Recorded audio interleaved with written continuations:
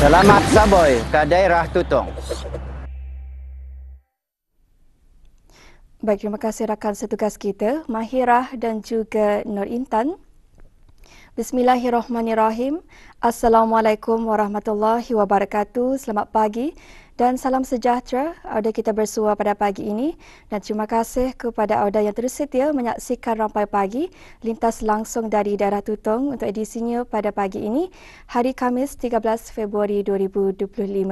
Dan auda seperti biasa dalam pertemuan kita kali ini akan dikongsikan beberapa info semasa mengenai antara acara yang akan berlangsung di daerah Tutong, di mana pada hari Sabtu 15 Februari 2025 akan diadakan upacara menaikkan bendera sempena sambutan ulang tahun Hari Kebangsaan Negara Brunei Darussalam yang ke-41 bagi tahun 2025 bagi peringkat daerah Tutong, yang akan diadakan di kawasan Kompleks Dewan Kemasyarakatan Daerah Tutong dan akan bermula pada jam 9 pagi.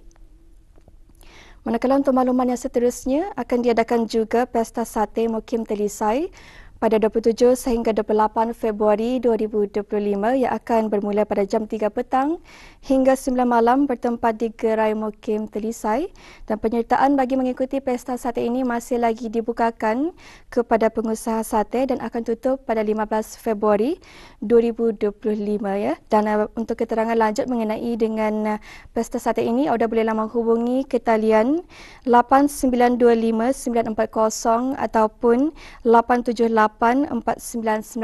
Saya ulangi, 892-5940 ataupun 878-4999. Dan itulah antara dua makluman yang dapat dikongsikan untuk pagi ini. Seterusnya kita akan beralih untuk ikuti bahan visual yang telah pun disediakan untuk pagi ini. Mari kita saksikan bersama.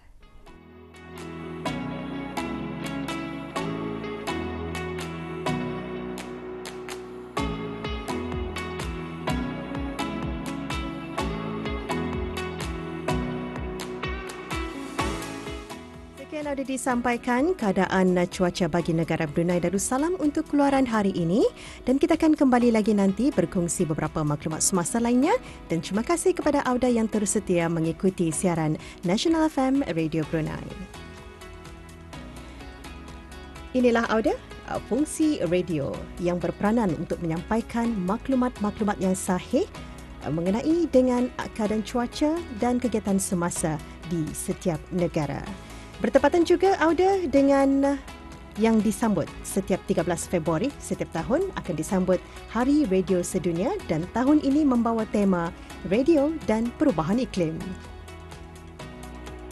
Hari Radio Sedunia atau World Radio Day disambut pada tanggal 13 Februari. Radio di tingkat global menjadi media yang paling banyak penggunanya. Radio dapat membentuk pengalaman berbagai ragam masyarakat, menjadi arena bagi semua suara untuk berbicara, terwakili dan didengar.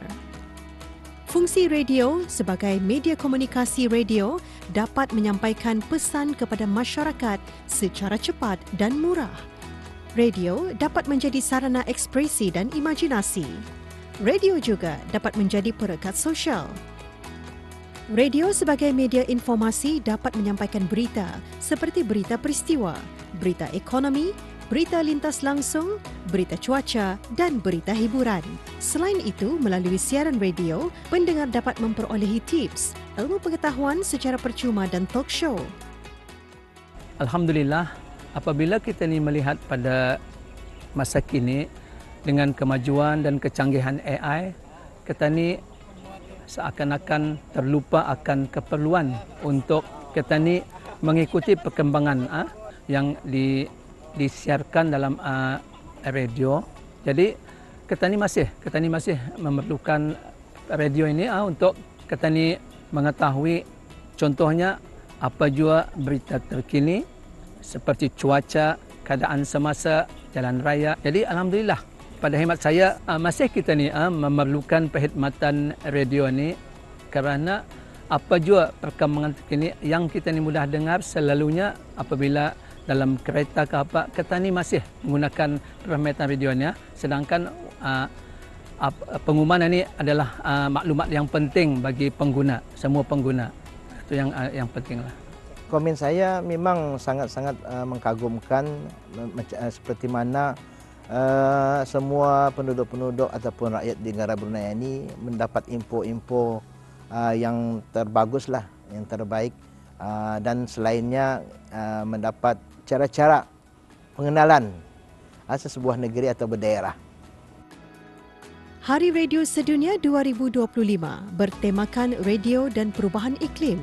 Negara Brunei Darussalam pada masa ini berada dalam monsun timur laut atau lebih dikenali sebagai musim tengkujuh yang dijangkakan akan berterusan sehingga bulan Mac 2025.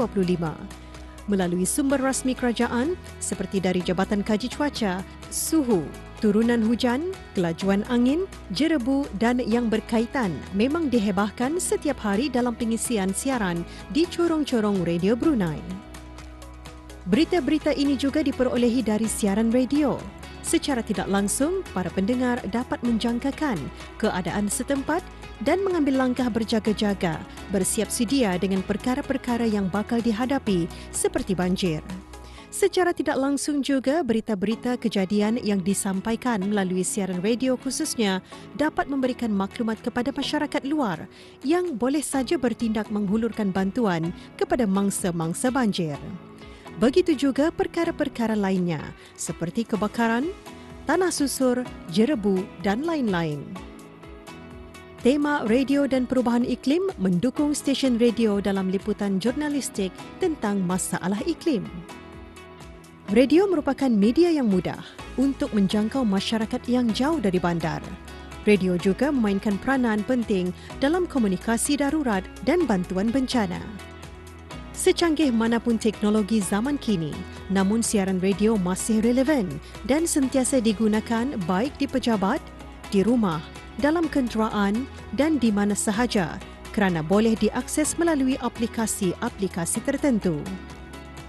Peranan radio sebagai alat penyampaian maklumat, hiburan dan pendidikan ke setiap pelosok masyarakat sememangnya sukar dinafikan.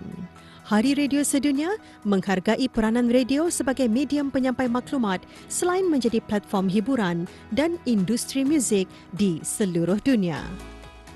Di kesempatan ini, saya mengucapkan selamat Hari Radio Sedunia. Selamat Hari Radio Sedunia. Selamat menyambut Hari Radio Sedunia. Selamat Hari Radio Sedunia. Selamat Hari Radio Sedunia. Radio dan perubahan iklim.